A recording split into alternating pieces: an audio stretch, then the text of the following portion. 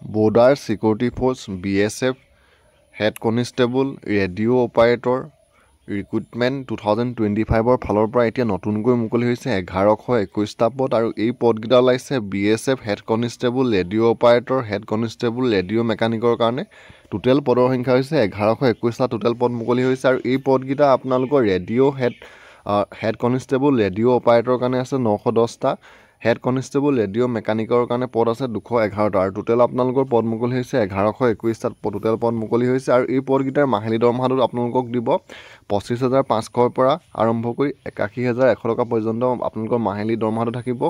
অৰ্গেনাইজেশ্যনটো হ'ল border security force BSFৰ ফালৰ পৰা ওলাইছে পদকেইটা।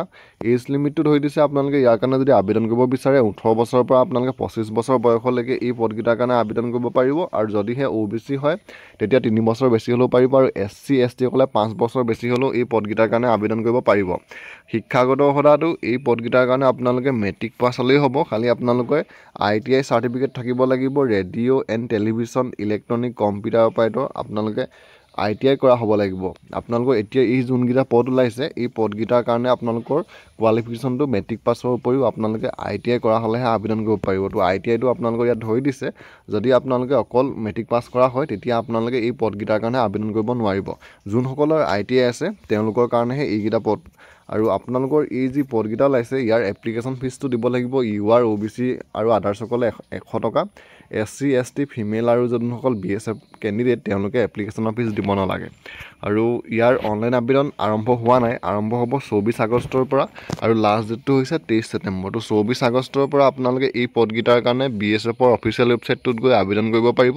অনলাইন আবেদন কৰা লাষ্ট ডেটটো হৈছে 23 ছেপ্টেম্বৰ। তো বৰ্তমানলৈকে আপোনালোকৰ এই পদকেইটাৰ অনলাইন আবেদন আৰম্ভ হোৱা নাই আৰু যেতিয়া আপোনালোকৰ এই পদকেইটাৰ অনলাইন আবেদন আৰম্ভ হ'ব তেতিয়া আপোনালোকে বৰ্ডাৰ ছিকিউৰিটি ফ'ৰ্চ BSFৰ এইটো ৱেবছাইটত আহি আপোনালোকে এই পদকেইটাৰ কাৰণে আবেদন কৰিব পাৰিব। প্ৰথম কেণ্ডিডেট লগইনত গৈ আপোনালোকে প্ৰথম ৰেজিষ্ট্ৰেশ্যনটো ইয়াত কৰি ল'ব।